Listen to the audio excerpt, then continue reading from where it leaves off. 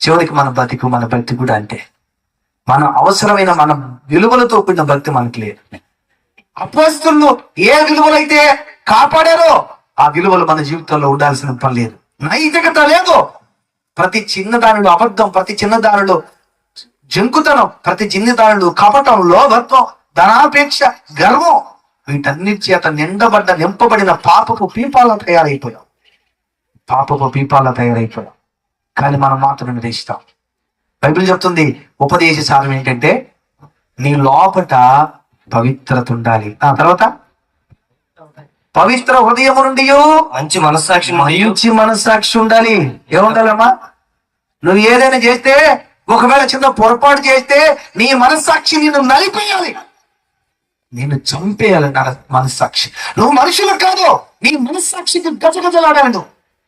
అది భక్తి జీవితం అంటే. నిజమైన విశ్వాసుల యొక్క స్వభావం ఏంటో చెప్పంటారా? ఓ చిన్న తప్పుకు నలిగిపోతారండి. కారణం ఏంటంటే అది మనస్సాక్షి యొక్క ప్రభావం.